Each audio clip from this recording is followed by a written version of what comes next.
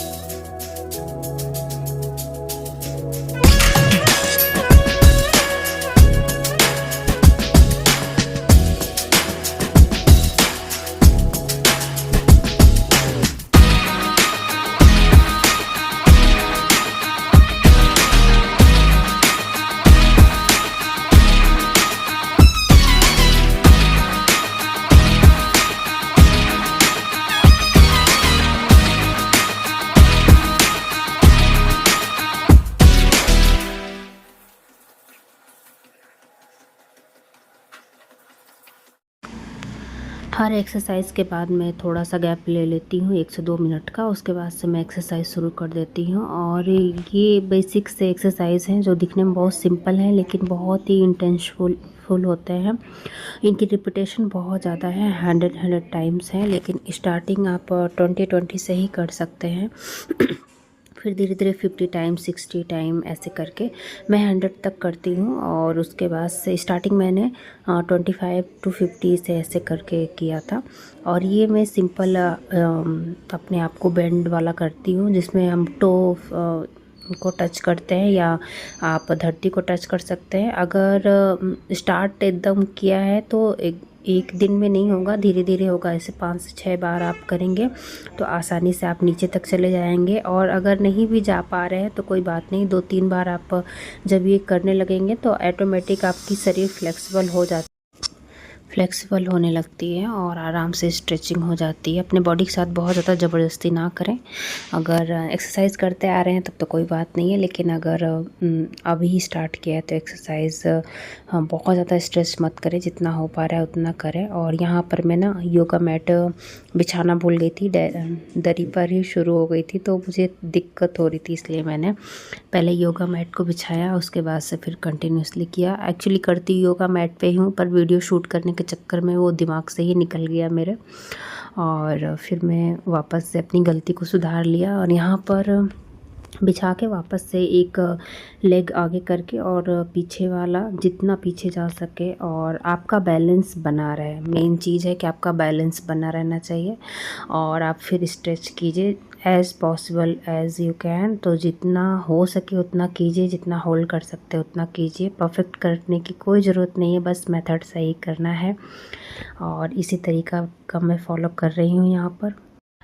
और यहाँ पर बस स्टेप दिखाने के लिए मैंने यहाँ पर थोड़े थोड़े स्टेप रिकॉर्ड कर लिए हैं। बाकी इसकी रिपीटेशन बहुत ज़्यादा है, 20 पर लेग या फिर 5 पर लेग।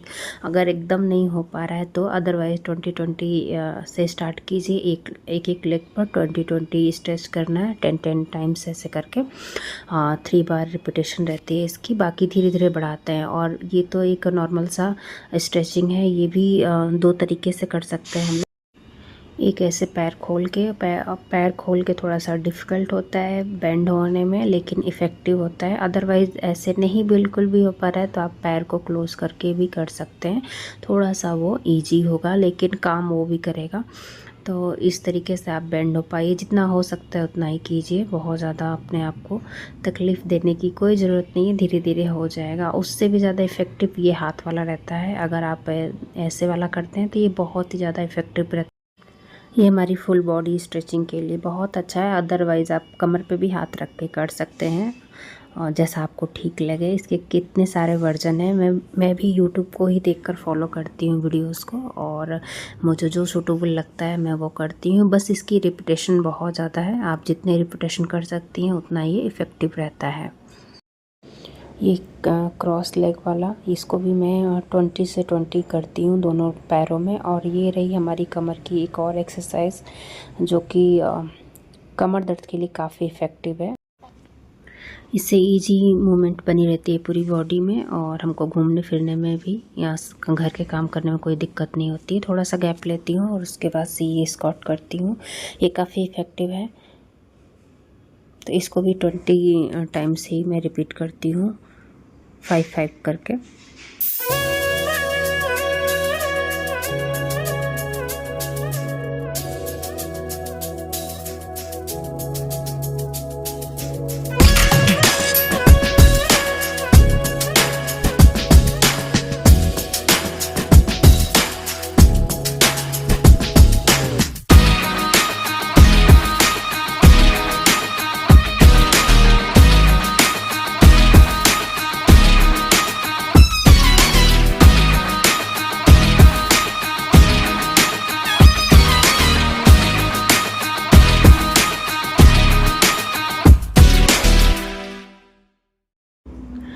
मेरी बॉडी अब हीटअप हो गई है और मैं स्टार्ट करती हूँ यहाँ पर आसन। तो सबसे पहले मैं सूर्य नमस्कार ही करती हूँ। एक्चुअली ये ही एक आप कर लीजिए तो आपकी पूरी बॉडी की एक्सरसाइज हो जाती है, लेकिन फिर भी मैं इसको करने से पहले थोड़ा बहुत वार्म अप ज़रूर करती हूँ। उससे इस योगा को परफॉर्म करने में बहुत ही ईजी होता है और अच्छे से सारे आसन आप परफॉर्म कर पाते हैं।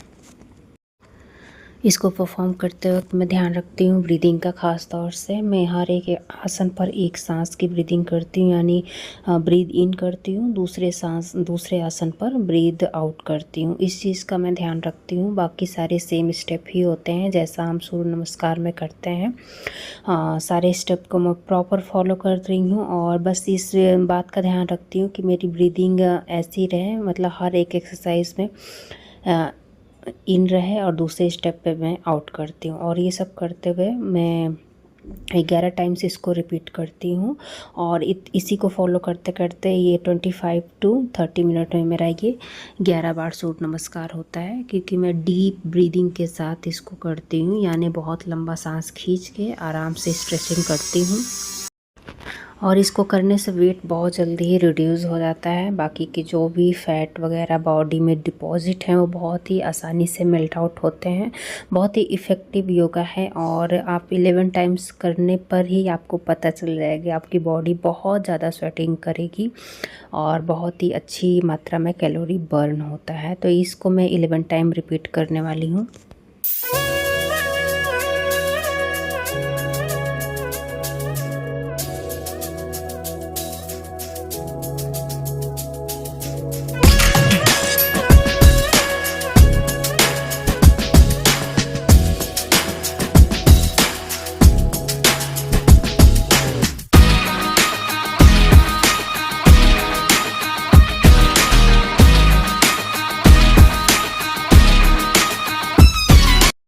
इस एक्सरसाइज को परफॉर्म करते वक्त मुझे 20 से 25 मिनट लग ही जाता है एनी हाउ, क्योंकि मैं ब्रीदिंग के साथ इस स्टेप्स को फॉलो करती हूँ।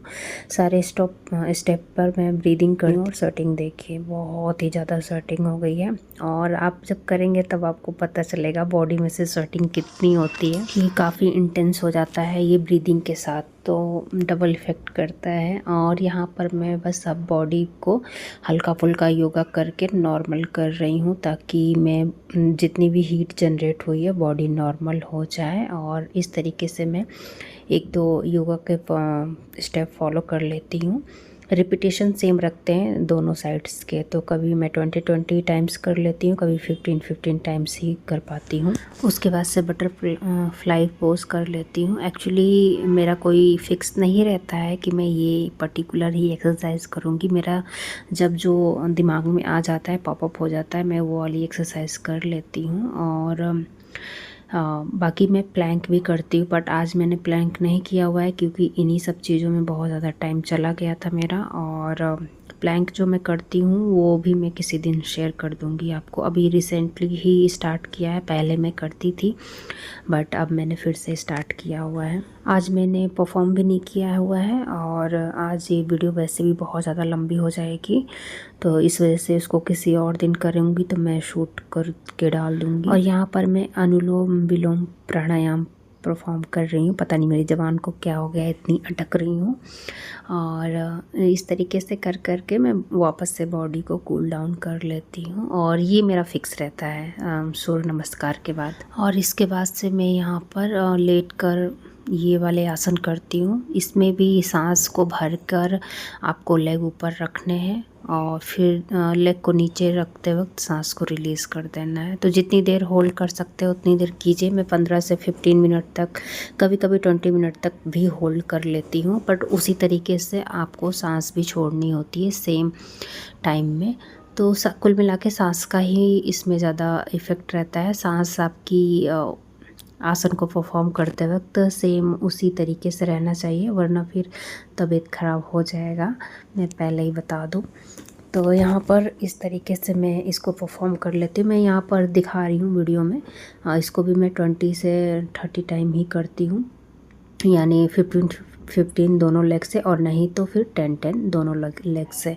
इस तरीके से मैं परफॉर्म करती हूँ और आज मैंने केवल वीडियो के लिए ये शूट किया हुआ है। इसके बाद से बॉडी एकदम नॉर्मल हो जाती है और एकदम मेडिटेटेड स्टेट पे आ जाती है। और फिर मैं यहाँ पर ऐसे पालथी मारकर सुखासन में बैठकर आराम से ओम की चैंटिंग करती हूँ, जितनी करनी चाहूँ उतनी। जैसे 11 से 21, 51 ऐसे करके जैसे टाइम मिलता है वैसे परफॉर्म करती हूँ।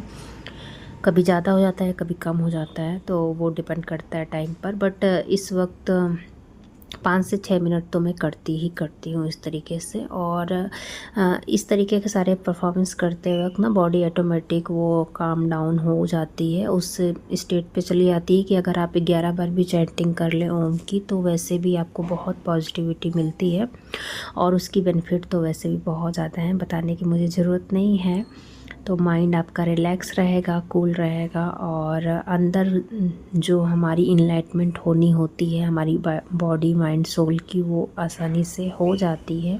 और इसके बाद सबसे लास्ट डीप ब्रीथ लेती हूँ मैं, उसके बाद से होल्ड करती हूँ कुछ सेकंड्स तक, जितने सेकंड्स तक आप होल्ड कर पाएँ। आप चाहे तो काउंटिंग कर ले, 5 सेकंड, 10 सेकंड। मैं 10 से 15 तक करती हूँ। उसके बाद से फिर स्लोली आप इसको रिलीज़ कर दीजिए। ये बहुत इफ़ेक्टिव होता है और इसको ज़रूर किया करिए। मेरे लिए तो ये बहुत बेनिफिशियल है। अगर आपको स्ट्रेस हो जाता है, जो कि बहुत ही नॉर्मल चीज़ है, दिन भर की भागा दौड़ी और काम के चलते, बच्चों के चलते स्ट्रेस होना आम बात है, तो ये बहुत ही अच्छा रहेगा और बहुत ही ईजिली से आपको डी स्ट्रेस करने में ये हेल्पफुल रहता है। तो मैं इसको इस तरह से करती हूँ।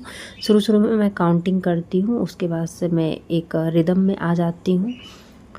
तो बस सांस को लेना है, फिर होल्ड करना है, फिर धीरे से रिलीज़ करना है, फिर आपको लेने से पहले थोड़ा सा होल्ड करना है, और इसी तरह का साइकिल आपको परफॉर्म करना है। 5 से 10, 11 जितना आप कर सकते हो उतना कीजिए, बहुत ही अच्छा रहता है।